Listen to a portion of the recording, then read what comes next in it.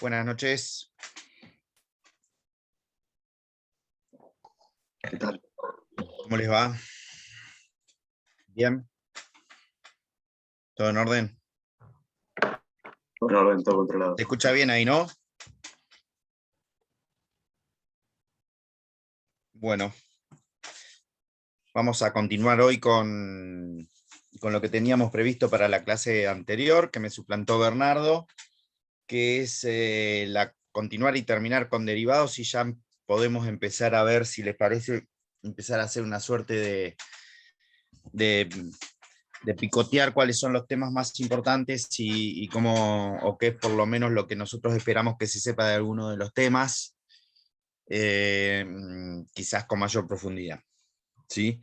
Sé que es un día difícil hoy, juega Argentina, entonces están todos preocupados por tremendo partido, así que prometo que vamos a tratar de terminar rápido, así por lo menos podemos ver un poquito más de fútbol y el segundo tiempo lo pueden ver tranquilos. Bueno, dicho esto, nosotros habíamos analizado, como se habrán dado cuenta, el derecho comercial es bastante variopinto en torno a lo que es el segundo segmento de la carrera, de la materia. ¿Por qué? Porque vieron que aparecen mercados totalmente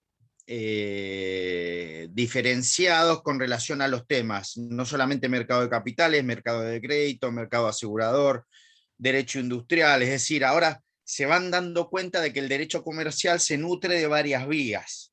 Entonces, a pesar de que el hilo conductor sea uno solo, las vías que nutren a ese derecho comercial tiene, o mejor dicho, se manifiesta de una manera más particular lo que es la lex mercatoria, porque cada rama de derecho comercial tiene su propia impronta.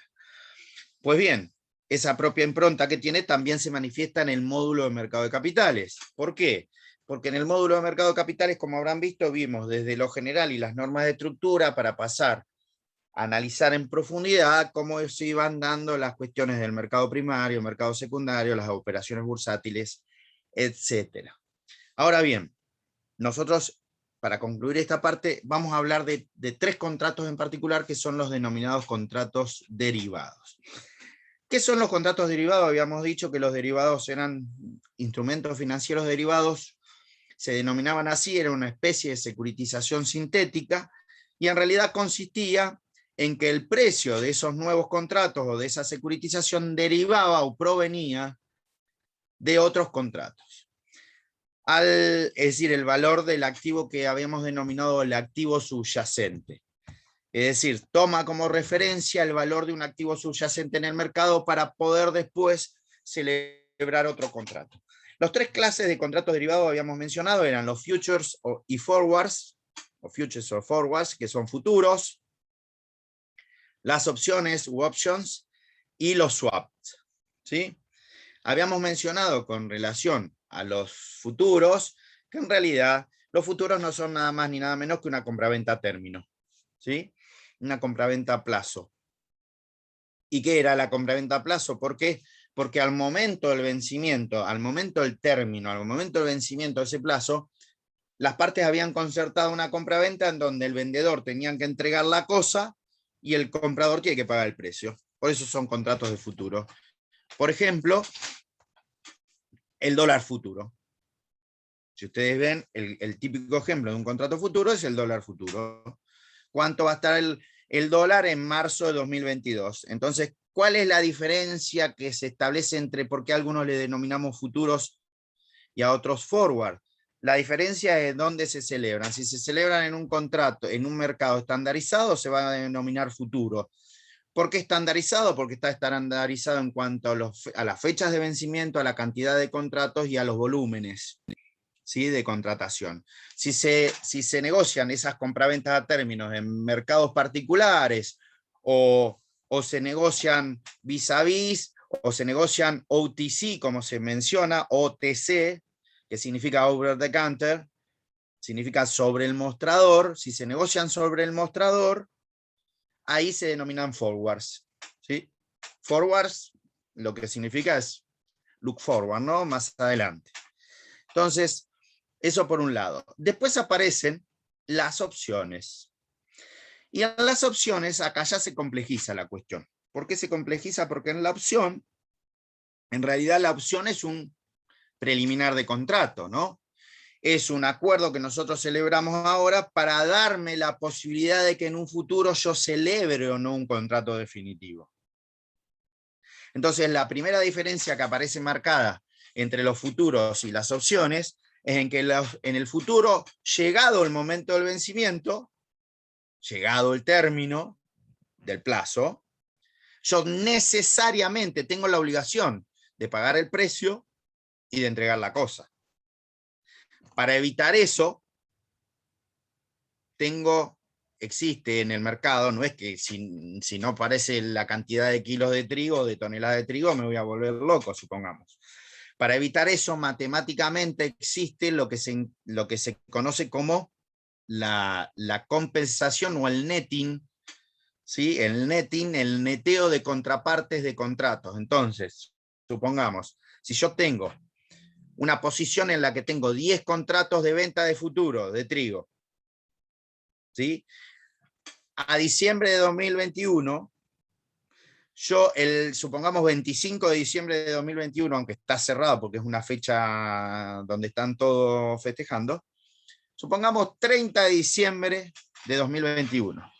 ¿Sí? 30 de diciembre de 2021, una fecha, yo tengo 10 contratos de venta de futuros de trigo. ¿Qué puede pasar el 30 de diciembre de 2021? Que venga el 30 de diciembre, que indefectiblemente va a llegar el 30 de diciembre, con o sin nosotros acá, ¿sí? Porque el tiempo es así, lamentablemente, es fatal, es una variable fatal. Voy a tener que entregar el 30 de diciembre los 10 contratos, supongamos por 10 toneladas de trigo cada una. Ahora, para yo evitar esa situación, existen lo que se denominan en los mercados las cámaras compensadoras, ¿sí? O cómo son las cámaras compensadoras, las cámaras, o son las denominadas clearinghouse, ¿sí?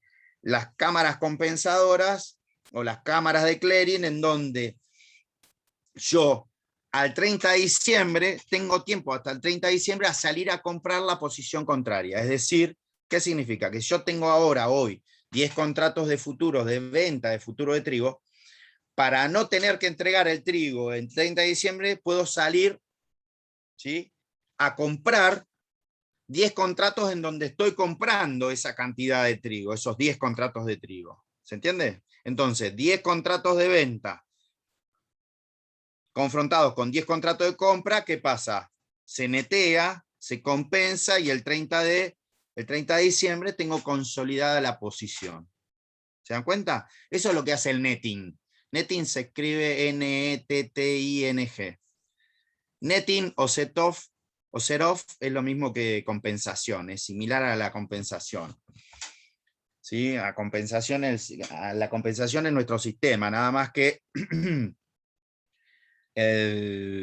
existe una divergencia entre los institutos de acuerdo a cuál sea el sistema legal, porque, por ejemplo, la compensación es válida en algún sistema, en otro sistema no es válida, y dependiendo de si hay quiebra o no hay quiebra, puede ser invocada o no. Por ejemplo, esto lo explico así al pasar, ni siquiera lo van a profundizar en quiebras, pero sí lo para que lo tengan en cuenta y les suene en algún momento. Nuestra legislación concursal impide la compensación una vez decretada la quiebra, artículo 130 de la ley 24.522, ¿sí? No puede ser opuesta.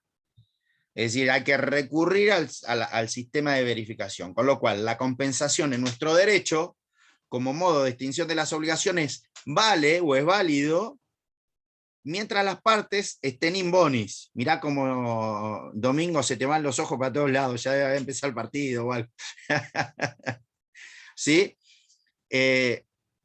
Reitero la idea, para que les quede. La compensación, si bien está discutida en materia de concurso preventivo, en nuestro sistema legal es válido como modo de extinción de las obligaciones, estando in bonis las partes. Cuando existe el decreto de quiebra de alguna de las partes, la ley concursal dice, ojo, una vez decretada la quiebra, no se puede oponer la compensación del crédito. ¿Con quién? Es decir, el acreedor no puede venir a oponer la compensación con lo que debe, ni el deudor concursado o quebrado puede poner la compensación, che, me deben tanto y yo le debo tanto, compénselo. No se puede. Claro, no se puede como regla general, 130 de la ley 24.522. Pero ¿saben qué? Esa regla cede ante varios supuestos. Primer supuesto en el que cede es la Ley General de Administración Financiera y Presupuestaria del Estado, donde puede oponer la compensación de ciertos créditos del Estado. Y principalmente los créditos que puede oponer son los créditos por compensación o netting de la tenencia de contratos derivados financieros. Entonces, esa es una excepción muy particular. Lo mismo ocurre con las acciones de ineficacia, pero no lo vamos a explicar ahora porque para eso le falta todavía pasar por sociedades y después quiebras. ¿Estamos? Es decir, ahí aparece la mención. En el sistema anglosajón, por ejemplo, es al revés. La compensación no es admitida, no es permitida en términos generales, estando in boni las partes, pero al momento de la quiebra, si hay insolvencia de una de las partes, como son pragmáticos, dicen, bueno, este que no venga porque compensa con lo que se le debe. Listo. Por ejemplo, es al revés. ¿Se dan cuenta? Qué cosa loca, ¿no? Pero bueno. Son maneras en que los sistemas jurídicos resuelven las cuestiones. Entonces, volviendo al caso, ¿se entendió la compensación o el clearing house o la cámara compensadora de los contratos de futuro? Yo tengo que compensar o tengo que ponerme en la situación contraria. Tengo 10 contratos de venta de trigo en diciembre, que vencen en diciembre de 2021. Bueno, en diciembre de 2021 tendré que comprar 10 contratos de trigo para que se compensen con los 10 de venta. Siguiendo a la explicación de la opción, nosotros decíamos que la diferencia sustancial entre la opción y el futuro era justamente que en la opción yo no tenía la obligación de entregar lo que se denominaba el físico y pagar el precio. Yo lo que adquiero es la prerrogativa o facultad de ejercer o no en un momento determinado la opción de compra o de venta. ¿Está? Entonces ahí aparecen en la opción diversos supuestos como contrato preliminar. Y el primer supuesto es que hay dos clases de opciones. Las opciones de compra y las opciones de venta. Los call, lo que se denominan el call, C-A-L-L, call como llamada, y los put, ¿sí? P-U-T. Put. Put de poner, así. Igual. Esas dos, opción de compra una, opción de venta otra. Pero además, en cuanto al vencimiento, también existen las que se denominan las opciones americanas o las opciones europeas. ¿Qué significa la opción americana o la opción europea? Que el vencimiento, las opciones también tienen una fecha de vencimiento futura. ¿Estamos? Que el vencimiento, ¿sí?, va a ser importante. ¿Por qué? Porque en la opción americana yo puedo ejercer desde que celebro la opción hasta el momento del vencimiento o el maturity, puedo ejercerla en cualquier momento la opción, con lo cual la opción es más riesgosa. ¿Sí? Es más riesgosa, ¿por qué? Porque yo no sé cómo va a ser la volatilidad del activo subyacente. En cambio, la opción europea solamente puede ejercerse al momento futuro, ¿sí?, al momento del vencimiento. Es decir, la fecha final en la que yo puedo ejercer la opción, en ese momento puede ser ejercida, ni antes ni después. ¿Sí? La fecha establecida en el contrato es la que puede ser tomada. Claro, ahí también es riesgosa, porque yo no sé cómo va a estar el valor del activo subyacente al momento del vencimiento. Por eso siempre hacemos un poco de futurología acá, ¿sí? El tema es que justamente la variable tiempo se tiene en cuenta para pagar lo que es la denominada prima de la opción, ¿sí? El fee o el costo de la prima de la opción. Es decir, lo que cuesta adquirir esa opción. Hasta acá vamos. Entonces nosotros tenemos, en primer lugar, que hay dos clases de opciones, los call y los put, de compra y de venta, que una puede ser americana, que otra puede ser europea, pero también existe otra cuestión, que es el valor intrínseco de la opción. ¿sí? El valor intrínseco de la opción significa lo que vale la opción en sí misma y cuándo puede ser ejercida. Y en realidad, la posibilidad de ejercicio de la opción estadísticamente nos da tres posibilidades en cuanto al valor del activo subyacente. Pero siempre como regla se dice que la opción se ejerce intrínsecamente cuando la opción está en el dinero, ¿sí? Cuando la opción está en el dinero significa, o está en favor del dinero, in the money, como se conoce, in the money, ahí se ejerce la opción, porque es válida.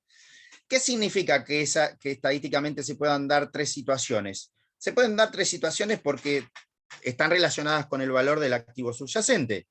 Es decir, al momento del vencimiento, yo puedo, supongamos que tenemos una opción de compra de un barril de petróleo a $52 el barril, al 30 de diciembre de 2021, yo puedo tener tres opciones de valor. La opción 1, ¿sí? La opción A, que es que al 30 de diciembre de 2021 el barril de petróleo esté a $60, es decir, más allá de lo que vale el precio fijado en el contrato. La segunda opción es que al 30 de diciembre esté el mismo precio, el activo subyacente, que el valor del activo fijado en la opción. Ahora lo vuelvo a explicar porque veo caras de horrorosidad en algunos. Y la tercera situación, la C, es que el activo subyacente en el mercado valga menos que aquello que lo que pactamos en el contrato. ¿Se va entendiendo? Tres situaciones. Activo subyacente vale más que lo pactado en el contrato, 1. Activo subyacente vale lo mismo que lo pactado en el contrato, opción 2. Opción 3, activo subyacente vale menos que lo pactado en el contrato. Por eso se dice, ese es el valor intrínseco, que la opción se ejerce cuando está en el dinero, in the money. ¿Cuándo está en el dinero? Cuando el valor del activo subyacente en el mercado está más arriba o igual que lo pactado en el contrato. Cuando está más abajo que lo pactado en el contrato, está out of money, afuera del dinero, la opción no está en el dinero y no se ejerce. Ahora vuelvo sobre eso. ¿Está claro? ¿Sí? Para que se entienda. Siempre hacemos el versito de que nos vamos a Navidad. En Navidad nos vamos para Nueva York porque nos gustan las películas de Nueva York, siempre cuando está nevado y con los gorritos y con el pinito y con todo eso. Entonces queremos ir a pasar una Navidad y ya que estamos en Navidad nos quedamos unos días más y pasamos Año Nuevo. Entonces, ¿qué hacemos para ir a...? Y bueno, tenemos varias opciones. Una, ir caminando, con lo cual tendríamos que haber salido hace un rato largo. Otra es ir en barco, que se puede también, en un crucero, lo cual sería muy lindo, demora, pero no tanto. Otra es que podemos ir en bicicleta, auto o cualquier otro modo de locomoción. No tren, tendríamos que hacer alguna escala porque en Panamá se nos complica, ¿sí? Pero supongamos que estuviese todo bien, en Panamá se nos complica. Lo cierto es que si no, nos tomamos un avión, la más fácil, ¿sí? En 10 horitas estamos y ya está. Ahora, para tomarse un avión hay que sacar el pasaje. ¿Estamos? Y el pasaje lo tenemos que sacar ya. Ayer ya lo teníamos que haber sacado, porque ya a esta altura no debe haber más. Ahora, yo les pregunto a ustedes, ¿cómo sabe la empresa aérea, la aerolínea, para fijarle el valor del pasaje a Nueva York en $980? ¿En base a qué lo calcula? Y lo calcula en base a los costos, más allá de que todos sabemos que si fuésemos todos en un avión, todos deberíamos haber pagado o tendríamos que haber pagado el mismo precio, pero no es así, porque vieron que los pasajes del mismo avión salen distintos, por más que estemos al lado, sentados un asiento del otro. Es una cuestión de comercialización, ¿sí? Pero supongamos que a precios regulares el pasaje sale $1000, para hacerlo clarito. La empresa, cuando fija eso, tiene en cuenta los costos. Hay una materia en contabilidad, que es Conta 3, que se llama costos. Los costos de incidencia en el valor del precio del producto que se vende. ¿Tá? Entonces, obviamente, a mayor cantidad de productos que se necesitan, o más indispensables, van a ser mayores los costos de esa, van a ser tenidos en cuenta en esa determinación de precio. Por eso, el combustible es uno de esos elementos. Para fijar el valor del precio del billete, hay que saber cuánto sale el valor del combustible. ¿Y de dónde sale el combustible? sí, ya lo saben, del petróleo. ¿Sí? Muchos derivan del petróleo. Entonces, ¿qué pasa? No es lo mismo que yo fije un pasaje aéreo a un valor de combustible normal de X cantidad de plata, porque se tiene en cuenta que el galón o el barril de petróleo está tanta plata, a que me aumente o me baje la materia prima. ¿Se dan cuenta? ¿Me aumente o me baje qué? El commodity. Porque habíamos dicho que el commodity, que el petróleo era un commodity y que los contratos derivados se celebraban sobre commodities. ¿Se dan cuenta? ¿Sí? El yuyito verde es un commodity, por ejemplo. ¿Estamos? El yuyito verde es un commodity. Entonces, más allá de esa cuestión, si a mí en diciembre me aumenta el barril de petróleo, obviamente estoy cobrando ahora un pasaje mucho más barato para cumplirlo en diciembre. Entonces, ¿qué hacen las compañías? Celebran opciones. Como método de cobertura, celebran opciones. Entonces, la opción de compra-venta de commodities, si yo tengo un pasaje sacado a un costo de $1.000, a un costo de $500 para que me dé una ganancia de 1.000, supongamos, estoy hablando burdamente, cualquier elemento que me haga a mí alterar ese precio, yo me tengo que cubrir. ¿Sí? Lo utilizo como cobertura. Se dice como hedging. ¿Sí? Hedging. El hedging o HDG y todo lo que sigue. Hedge. Se escribe hedge, el GG, HDGE y después obviamente el ING. Como cobertura, si yo lo hago como cobertura, voy a ver si el valor del petróleo en diciembre se altera o no.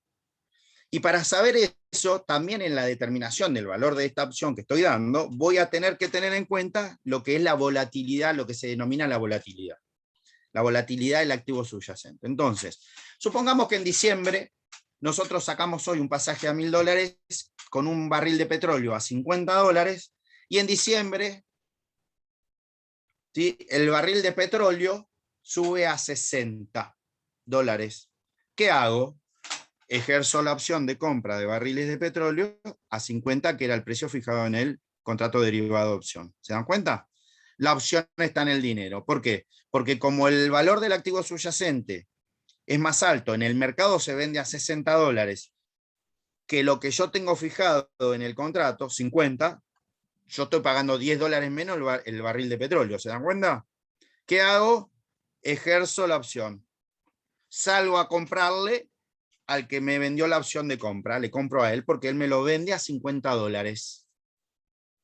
Obviamente lo que voy a pagar va a ser la diferencia entre la prima que le pagué y los $50. Ahora explico lo de la prima.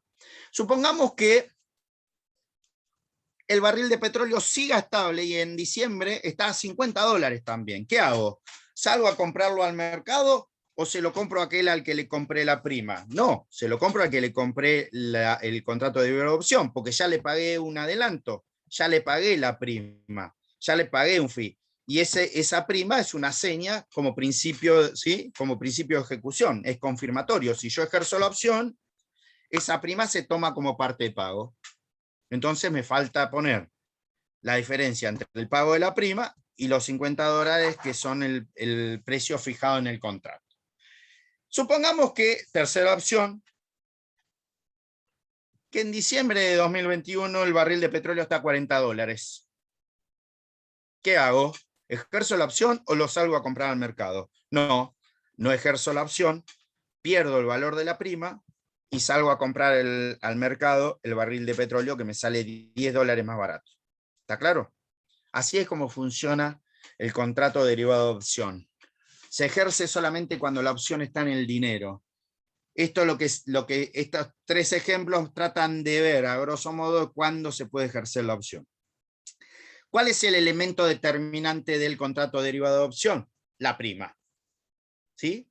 La prima, que es el precio que se paga, el fee, FEE, el fee que se paga o la regalía que se paga por celebrar ese contrato.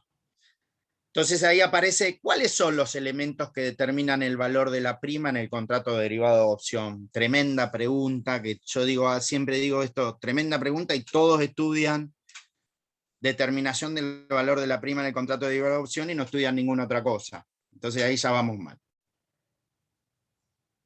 Son 5 los elementos que determinan el valor de la prima. ¿Sí? El primero es el... Bueno, yo los menciono de una manera y después se los explico de otra. ¿Sí? El primer elemento es el spot price. Spot price. S-P-O-T. Espacio. Price. No les voy a decir cómo, no les voy a deletrar price porque si no, estamos en el... Siamo fuori de la copa. ¿Mm? El segundo elemento es el strike price. Strike, como cuando hacen una chuza en los bolos, ¿vieron? Strike, igual. Con K se escribe. ¿Sí? Tercer elemento, el tercer elemento es la tasa de interés que se cobra por ese contrato. Es decir, dependiendo de la naturaleza de la opción, si es americana o es europea, y dependiendo de cuánto resta hasta que venza esa opción, la tasa de interés va a ser más alta o va a ser más baja, porque la tasa de interés es una relación directa con el riesgo. Cuanto más riesgo hay, más tasa de interés se paga. Cuanto menos riesgo hay, menos tasa de interés se paga. ¿Por qué? Porque yo tengo certeza de cuánto va a ser lo que va a valer el activo subyacente en el mercado. Para eso, también la tasa de interés se relativiza como variable o se relaciona y tiene en cuenta otro elemento que es justamente el cuarto elemento de la determinación de la prima, la volatilidad. La volatilidad de la especie. Volátil. Algo volátil es algo que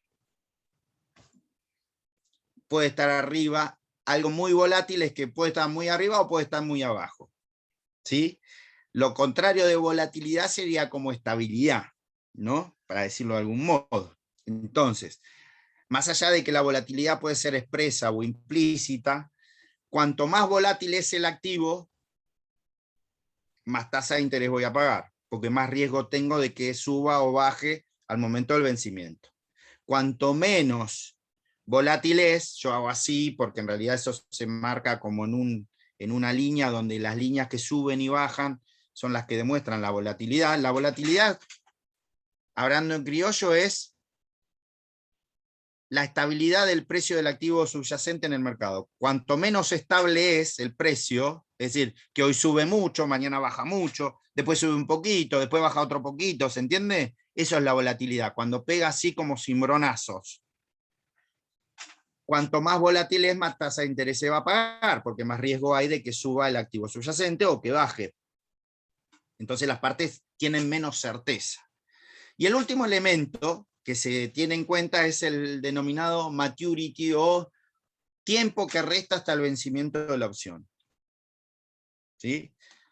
El tiempo que resta hasta el vencimiento de la opción también es importante. ¿Por qué?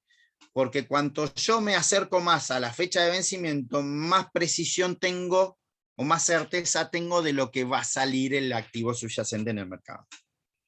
Entonces, esos elementos son los que determinan toda la prima. Una vez tomados todos esos elementos, obviamente se calculan con fórmulas, ¿no? Con fórmulas de cálculo financiero y de matemáticas financieras. Una vez que se determina eso, si no, los contadores y los licenciados en economía no tendrían laburo. Entonces, nosotros ni siquiera los honorarios sabemos calcular a veces, así que imagínense. ¿Sí? Entonces, una vez que se determina eso, ahí está fijado el valor del precio de la prima. Prima que se paga y que después, como dijimos, si se ejerce la opción, se tiene como parte de pago, y si no se ejerce la opción, se tiene como costo o como una pérdida que me costó a mí celebrar un contrato que no ejercí. ¿Está claro? ¿Estamos? Básicamente es eso. Y para finalizar los contratos derivados aparece el el más bonito, el más complejo, la vedette de los contratos derivados, que es el swap, que es bastante complejo, mucho más complejo que los otros Profe, dos. perdón, Sí. ¿podría desarrollar un poquito al menos lo de spot price y strike price? Que no, como que no puse nada sobre eso, me parece importante. Bueno, Gracias. expongo. El spot price, ¿sí? El spot price es el valor del activo subyacente en el mercado. ¿Estamos? Es decir, ¿cuánto vale ahora el activo que yo estoy negociando en el contrato? Ese es el spot price. Puede ser, si es muy volátil o no, se verá, pero ese es lo que vale ahora el activo que yo estoy negociando en el mercado. El strike price es el precio de ejercicio. Es el precio al cual se va a ejercer la opción. ¿Y cuál es? Es el que está fijado en el contrato. ¿Estamos? Es decir, el strike price es el precio de cuánto yo voy a ejercer si ejerzo la opción de compra o la opción de venta. Es decir, es aquello que nosotros pactamos y acordamos. El spot price no lo pactamos y lo acordamos, porque ese lo fija el mercado. Pero el strike price sí. Y el strike price lo fijamos también con referencia a cuánto sale el spot price. Entonces, los dos son íncitos, por eso decíamos hoy el elemento intrínseco está relacionado con el strike price y con el spot price. ¿Por qué? Con el precio del activo subyacente en el mercado o con el precio de ejercicio, porque de acuerdo a cuánto esté el activo en el mercado, yo voy a ejercer o no la opción de acuerdo a lo que firmé. Siempre si está en el dinero. Eso es lo que sería el spot price y el strike price, ¿sí? Sobre todos, tanto el spot price como el strike price son siempre sobre el activo subyacente. El activo, por eso vieron que siempre está el valor del activo subyacente como referencia de todos los contratos derivados. Es decir, yo tengo este activo acá y este me genera un precio por sí mismo, vale porque vale él en el mercado, vale porque es una, ¿qué? Técnicamente es una mercadería, es un activo transable que es apetecible para alguien. En la medida que ese activo transable tenga demanda, va a generar un precio. ¿Sí? Es la teoría microeconómica en términos microeconómicos, ¿no? Ahora, después hay muchas otras variables que afectan el valor de ese activo. Por ejemplo, la teoría macroeconómica también afecta el valor del activo. Porque si a mí me ponen un control de cambios, me establecen un valor de la moneda que no es real, establezco diversos sistemas de cambio, por ejemplo, no digo que existan, pero imagínense que puedan existir 5 cotizaciones de dólar, que no creo que llegue a existir alguna vez, pero imagínense que exista un dólar legal, que exista un dólar contado con liqui, otro MEP, otro que sea, imagínense que llegue a existir eso, otro turista, otro así, como dijeron la otra vez. Por ahí pasa, no creo que llegue a ocurrir, pero imagínense que pase. Todos esos son reflejos de cuánto vale nuestra moneda con relación a una moneda extranjera, no solamente con el dólar. Con el euro también hay un euro blue. Que ya euro blue suena como más lindo, ¿no? Porque suena como afrancesado, pero es igual de desgraciado que el dólar blue, porque es ilegal. Pero más allá de eso, ¿sí? Más allá de esa cuestión, lo que está reflejando eso esconde otras situaciones. Esto. Uno, porque le preguntan a la gente, por ahí nosotros sabemos las cotizaciones de los 450 valores de dólares que tenemos en este momento en la República Argentina, pero más allá de eso, lo que esconde es una transacción ese valor. Ese valor es un porcentaje de una transacción. Y lo que significa es cuántas unidades de medida de mi moneda de curso legal necesito para comprar una moneda extranjera. Eso es lo que significa el valor del cambio. ¿Sí? ¿Cuánto necesito yo, que vivo en Argentina, que produzco pesos, que tomo como moneda de pago los pesos, para adquirir una moneda extranjera, que no es de curso legal? Que vale en la medida que yo pacte el contrato como dólar, o como euro, o como libra, o como lira, lo que sea, o como euro. Pero significa eso, ¿sí? ¿Cuánto me sale a mí adquirir? Cuanto más me sale a mí adquirir, ¿qué significa? Que mi moneda vale menos. no hay que ser un cráneo para entenderlo esto. ¿Sí? Y todo ese valor está relacionado con ciertas situaciones, obviamente, que se van produciendo. Y estas situaciones que parecen, uno se ríe, pero algunas son delicadas, porque de acuerdo a cómo yo configure el valor de mi moneda con relación a las otras, los otros países también hacen la misma ecuación. Hagan un ejercicio ustedes y salgan a ver cuánto está el dólar más o menos en toda Latinoamérica y cuánto está el dólar con relación a otras monedas. Y van a ver que siempre le da más o menos lo mismo el dólar. O sea, no es que Argentina vive descontextuada, vive en una aldea global, en donde la única moneda de pago internacional, que es el dólar, conforme el Tratado de Bretton Woods, bueno, después hay otras más, ¿no? Con otros bloques, pero las balanzas comerciales se fijan todas en dólares. Entonces, todos los dólares que me entran con todos los dólares que me salen, y ustedes dicen, pero eso, ¿cómo lo calculo? Bueno, el Estado lo calcula porque tiene las cuentas para hacer la balanza comercial. Y ustedes dicen, ¿y qué incidencia tiene? Y todos los contratos que se celebren con relación a personas que estén en el exterior son en dólares. ¿Cuáles me van a decir ustedes? Spotify, Netflix, Amazon Prime Video. Fíjense a ver cómo les viene la tarjeta, si no le viene a dólar convertido a peso. Y vayan a comprar los $200 de ahorro a ver si no les descuentan los $5 de Prime, Spotify y todo eso. ¿Por qué pasa eso? Porque más allá de que todos sean compensables y todo invisible, eso se paga con pesos. Ustedes lo pagan con dólares a eso. Lo pagan con pesos. Entonces, cuanto menos valga el peso, más peso van a tener que sacar para tener Spotify. Hablando en criollo, ¿sí? Tampoco soy melconian, ojalá. Lo único que tenemos parecido es que somos de Racing, pero él sabe mucho más de derecho y de economía que yo, así que, pero supongamos esa situación, eso es lo que representa. Por eso se habla, siempre vieron que siempre hablan de las exportaciones y de las importaciones. Los que viven afuera también tienen dólares. Entonces, cuanto más barato está el dólar acá, con pesos, cuanto menos fuerte nuestra moneda, obviamente que va a favorecer que venga gente a visitar Argentina, porque a lo que a nosotros nos sale 205 pesos, $1, a ellos les sale 1,4 reales. Entonces vienen regalados, y por eso sale lo que sale el turismo nacional para nosotros, ¿no? Eso es lo que fija el valor de las mercancías. No es Cataldo, que se le ocurrió tomar hoy una ginebra y se puso a hablar de esto, ¿sí?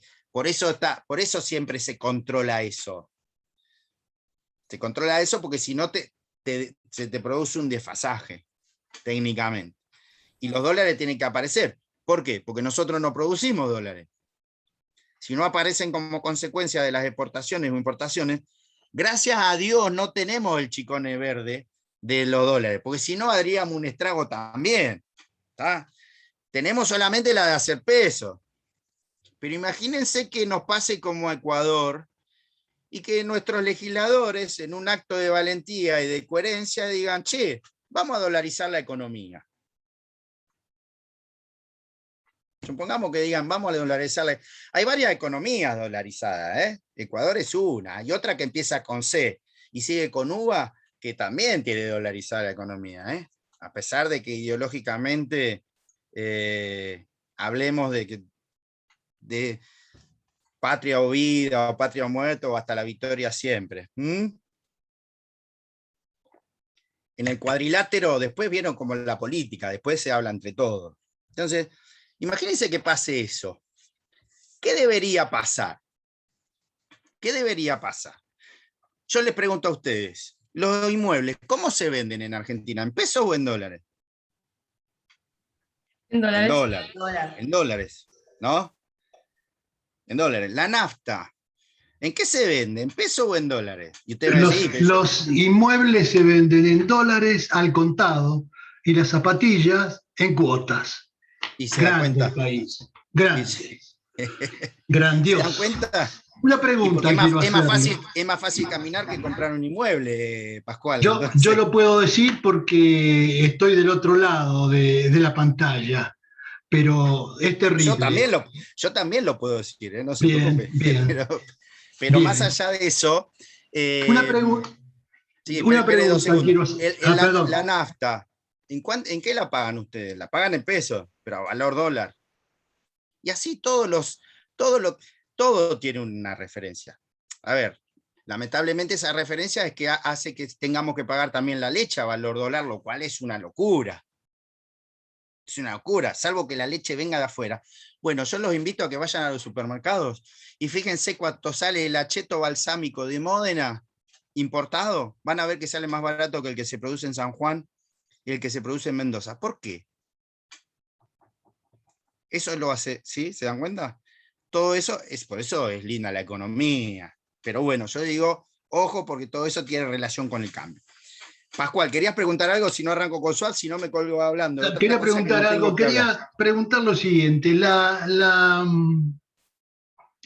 el valor futuro, que es una cosa que no se puede controlar, está librado al azar, está librado al mercado. ¿No se Sí. puede hacer un seguro o asegurar eso? O sea, que las empresas por afuera de todas estas posibilidades que hay, aseguren un margen, que acoten ese valor con un seguro, hacer un seguro. Existió eso, Pascual. Existió que se llamaba con el seguro de cambio. Cuando las empresas se dedicaban a importar o exportar, si se fijaban en dólares, existía lo que se llamaba el seguro de cambio. Por la diferencia, hoy en día existen técnicas de ingeniería financiera como las opciones o los swaps que son más prácticos. De hecho, el famoso swap chino, que no sé, debe tener los ojos rasgados o algo, que ninguno de nosotros conocemos y sin embargo forma parte de la reserva del Banco Central de la República Argentina. ¿Sí? El swap es un contrato, no es divisa. El swap es un contrato que me garantiza a mí por si pasa algo que alguien me va a poner la plata restante para que yo no sufra una pérdida. Bueno, antes existía eso, Pascual, fue derogado con el control de cambios en alguna oportunidad. Existió en la década del 70 el seguro de cambio. ¿Sí? ¿En qué consiste el swap? El swap, como su palabra lo indica, SWAP, significa permuta en inglés. ¿Sí? Una permutación o un intercambio no es swap, ¿sí? No swing, es swap. Ojo, el swap significa intercambiar posiciones, por eso lo aclaro. Significa swap, como permuta. Cuando hablamos de swap estamos hablando de cosas. ¿Sí? Entonces, cuando yo swapeo o realizo un contrato de swap, lo que hago es en realidad correr las distorsiones que puede traer un contrato o diversos contratos con relación a diversas variables que forman parte de ese contrato, como por ejemplo, la moneda, la tasa de interés, ¿sí? Es decir, el swap lo que me permite a mí es intercambiar posiciones para que ninguna de las partes pierda, partes que están celebran el contrato en otro país, obviamente en otros países y a nivel internacional. ¿Y en qué consiste el swap o el posicionamiento en el swap? Justamente en intercambiar posiciones en cuanto a las variables de cash flow o en cuanto a las variables de cash flow, significa flujo de fondos, en cuanto a los flujos de fondos, en cuanto a las tasas de interés o en cuanto a las monedas o en cuanto a lo que nosotros querramos tener como consecuencia de swap. Lo explico brevemente y ya los libero para que ustedes puedan ir a trabajar sobre el partido Argentina-Brasil, ¿sí? Acordándose del swap brasileiro. ¿Estamos? Supongamos que nosotros tenemos la siguiente situación. Nosotros somos una empresa, ¿sí?, americana, con sede en Nueva York, ya que habíamos celebrado el contrato de opción para ir a Nueva York, una sede matriz en Nueva York, ¿sí? Y decidimos abrir una filial en Londres. No te echaste filial, divino. Yo viajaría toda la semana de un lugar al otro sin solución de continuidad por 40 años, no tendría problema, aunque me canse. 3 horas dura el vuelo, así que no, me iría gustosamente, ¿sí? ¿Vieron que uno dice en las películas, meto una postilla? ¿Vieron que hay películas que dicen, che, estamos celebrando un countdown en Nueva York y dicen, bueno, desayunamos en París? 3 horitas el vuelo. Así que, ¿cómo no van a desayunar? Es lo mismo que ir de acá a Salta, chicos. Fíjense, creo que de acá a Salta tardamos más. Pero más allá de esa cuestión, nosotros somos una matriz americana en Nueva York que decide abrir una filial en Londres. Primer punto. Los ingresos, el cash flow de la empresa matriz es en dólares, ¿sí? Segundo punto, los ingresos de la filial americana en Londres van a ser ¿en qué? No me digan euros, en libras, en pounds, ¿sí? Van a ser en pounds. Entonces, ahí tenemos una situación. Pero supongamos que hay una empresa matriz en Londres cuyos ingresos son en pounds o en libras esterlinas y decide abrir una filial en Estados Unidos, cuyos ingresos van a ser en dólares. ¿Se dan cuenta? Como ustedes sabrán, el dólar vale menos que la libra esterlina. Cualquier cosa vale menos que la libra esterlina, para decirlo en términos genéricos, ¿sí?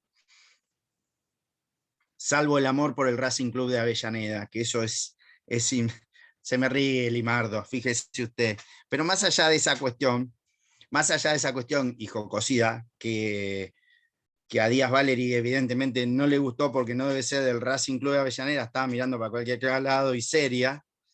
No, soy de Estudiantes de La Plata. De pincha rata, por favor. Qué grande el pincha rata. Sí, el León también le dicen, a ellos no les gusta que le digan pincha rata, para ellos son el León, pero bueno. ¿Se dan cuenta ahí dónde está la diferencia, dónde está el descalce? El descalce está en que la matriz americana tiene una filial que cobra o cuyos ingresos, los cash flows son distintos. Tanto el de la matriz americana como el de la filial americana son distintos, porque uno tiene ingresos en dólares y la otra tiene ingresos en libras, y la posición de la matriz londinense es al revés, tiene ingresos sustanciales en libras y su filial su filial británica en Nueva York es en dólares. Ahí hay una diferencia, ¿se dan cuenta? ¿La ven a la diferencia? ¿En dónde está ahí la diferencia? En el currency, en el cash flow, en el origen de la moneda que le ingresa a cada una. ¿Está? Ese se llama currency swap, swap de moneda. Currency es moneda. ¿Sí? El swap, ahí hay una diferencia. Pero supongamos que la filial londinense, para llevar a cabo su actividad en América, saca un préstamo en Estados Unidos. ¿Y cómo lo tiene que pagar al préstamo de Estados Unidos? En dólares. ¿Sí? Y supongamos que la filial americana en Londres saca un préstamo en Londres, se lo dan, y va a tener que pagar uno a tasa LIBOR, que ya saben lo que significa, que ya saben que es la más barata del mundo mundial, ¿sí? Que lo va a tener que pagar en libras. Entonces, ¿qué hacen las dos empresas matrices? Se ponen en contacto y dicen, che, ¿por qué no hacemos un swap? Y la empresa americana le dice a la empresa matriz americana le dice a la matriz londinense, vamos a hacer un swap, y yo me encargo de pagar el préstamo en dólares de tu filial británica en Nueva York, y vos te encargas de pagar en libras el préstamo de mi filial americana en Londres. ¿Se dan cuenta? Ahí está el swap. Ahí apareció el swap. Ahí se intercambió la posición. La diferencia, así, esa la explicamos con moneda, pero puede ser con tasa de interés variable y fija, puede ser con cash flow variable y fijo, puede ser por tasas de interés, por lo que ustedes quieran. ¿Se dan cuenta? Una cesión sería. No, es una permuta. Es una permuta, porque en realidad es un poco más complejo. Yo lo expliqué a grosso modo, pero es la permutan posiciones. ¿Por qué permutan posiciones? Porque si uno siguiera el tránsito normal de la cuestión, desarmamos todo lo que dije. Si yo soy una empresa americana que tengo ingresos en dólares y mi filial sacó un préstamo en libras, quizás mi filial, no sé si le va tan bien como mi empresa matriz en Nueva York. Entonces, como no sé si le va tan bien, hay veces que por ahí le va a llegar a pagar el préstamo en libras y otras veces no va a llegar a pagar en libras. Entonces, ¿qué va a tener que hacer? La filial va a tener que pedirle platita a la matriz americana, y la matriz americana le va a tener que enviar, ¿qué? ¿Qué le va a enviar? ¿Libras? No, le va a enviar dólares para que los convierta al tipo de cambio y paguen libras. Entonces ahí se puede producir un descalce, ¿se dan cuenta? Entre el valor del dólar con el valor de la libra. Para evitar todo eso, ¿me seguís, Juan? Para evitar todo eso, las dos compañías matrices celebran un swap e intercambian posiciones. Entonces la empresa matriz americana, en vez de darle dólares a la filial londinense, ¿sí? A la filial americana en Londres, que debería pagar en libras, intercambian posiciones y le dice, la americana le dice a la londinense, yo te voy a dar los dólares necesarios que tu filial británica en Nueva York necesita para pagar el préstamo. Y la londinense le dice, yo le voy a dar a tu filial americana en Londres la cantidad de libras necesarias para que tu filial pueda pagar el préstamo si no llega. ¿Se dan cuenta? El swap no es por todo, el swap es por una diferencia. Sí. En cuanto a divisas, entonces se evitarían salir al mercado a comprar la divisa. Exactamente. ¿No? Se evaden el mercado de cambio, porque cada una paga con su moneda de origen. Ahí está el swap. ¿Se dan cuenta? Ahí está el swap. Ahí está el swap. Eso es un swap. Ese es un swap, un currency swap. Para la decirlo... diferencia entre la tasa activa y la tasa pasiva, ¿no la llaman swap también o estoy equivocado? No. Eso tiene... tiene otro nombre, que en estos momentos la brecha esa, alguien dijo recién algo. Yo, spread. Spread bancario, exactamente, Mariano, ese es el spread. Sí, está bien, el spread. Sí, me confundí. Gracias. Sí, spread que los londinenses no le dicen spread, le dicen gap, pero es lo mismo, el spread de tasas es lo mismo. Es así, no me acordaba spread, mirá, estoy tremendamente viejo. Bueno, chicos, la semana que viene, si les parece bien, ya los libero para que podamos, si no, tampoco Aramos, dijo el mosquito, ¿sí? Mientras le picaba el lomo al burro. Y la semana que viene vamos a empezar, ya con esto damos más o menos por finalizado todo lo que es bursátil, y vamos a empezar a ver con profundidad ciertos temas de seguros, ¿sí? Pero bien, no digo nada más, ¿sí? Ciertos temas de seguros con profundidad para que ustedes entiendan, como por ejemplo, en qué consiste el 118 de la citación autónoma en garantía, si en realidad implica la existencia de una acción directa o no, cuáles son las defensas que pueden hacerse valer o no, y qué significa el principio de indemnidad en materia asegurativa, y todo su corolario de cómo despliega eso, los efectos con relación a los que son las caducidades y ciertos institutos propios del derecho de seguros, que es necesario saberlo para saber la diferencia entre lo que es las defensas de caducidad, exclusión, defensa negligente y todas esas cuestiones que son delicadas, y lo que es la concurrencia obligacional en materia de seguro. Para después seguir, si podemos, con derecho industrial, alguna profundización en torno a lo que es la figura de marcas con designaciones, que es importante, lo que es la ley de creaciones vitivinícolas, para saber lo que es la denominación de origen controlada, la indicación de procedencia, la indicación geográfica, lo que son los modelos y diseños industriales y los modelos y diseños de utilidad que se encuentran contenidos en la ley de patentes, que son dos cosas distintas. No creo que lleguemos a ver creaciones fitogenéticas, pero algo vamos a tocar, que también es derecho industrial, como contraposición a lo que serían las normas de propiedad intelectual propiamente dichas, que ustedes conocen, si es que fueron a reales, como propiedad intelectual o derecho a autor, la ley 11.723, la marcada diferencia que existe entre las dos, entre todas las leyes. Fíjense que de derecho a autor hay una sola ley, y el Comedio de Berna, obviamente, pero fíjense que derecho industrial hay varias leyes, ¿sí?, que protegen el derecho industrial, como derivación específica de la propiedad industrial, intelectual. Y después vamos a terminar de ver, que no creo que lleguemos, en la medida de lo posible, las tensiones que se encuentran entre el derecho de propiedad industrial y las normas de defensa de la competencia. Principalmente el artículo 41 de la ley de patentes, 24.481, y lo que es las excepciones de experimentación, el agotamiento del derecho y todas esas cuestiones que son necesarias saber por una cuestión de hasta cuándo se puede seguir cobrando o no las regalías de ese derecho industrial, ¿no? Como hasta dónde me protege a mí la propiedad industrial.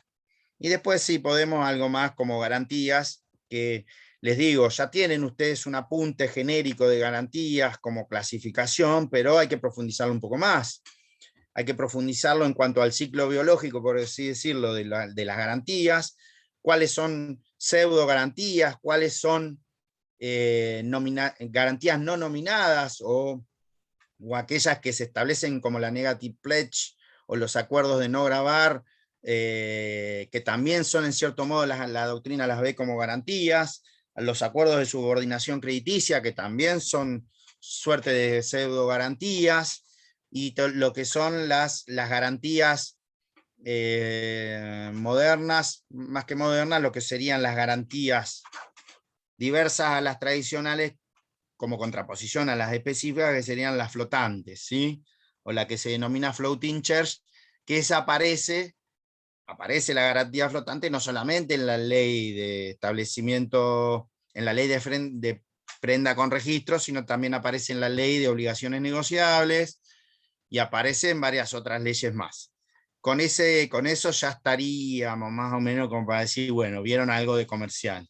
Después se van a dar cuenta de que comercial es vastísimo, que no vamos a poder llegar a ver todo nunca, por más que ustedes vean sociedades y concursos.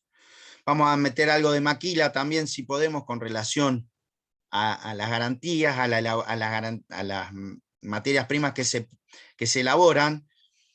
¿Qué me queda a mí sobre la garantía? Si existe eso se ve en parte con el warrant y se ve en parte con el contrato a maquila en las creaciones vitivinícolas, con la ley 25.000, si no me equivoco, 25.113, que es la creación, el contrato a maquila, y varias cosas más. Bueno, espero que les haya gustado, que calculo que no, pero se haya entendido, y la clase que viene, si Dios quiere, nos volvemos a ver ya con algo más de derecho comercial. Cualquier duda o consulta, lo vamos tratando en el chat, que veo que está medio dormido. Yo no sé si ustedes están resilientes que salen de los exámenes, o que están estudiando 250.000 otras materias conjuntamente con esta, que puede ser eso, o si ya están con el cansancio del año y están esperando que llegue Navidad para descorchar y decir... En lo segundo, profe.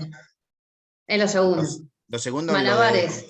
Malabares. También eso, bueno. No se preocupen, ya el 24 de diciembre van a decir, ojalá que te vayas a brindar con tu mamá, Cataldo, Sandrita Navarro, 10 y todo así, y ustedes todos contentos, y una selfie que va a decir para Cataldo que lo mira por TV. Bueno, nos vemos la clase que viene. Chao, que les vaya bien.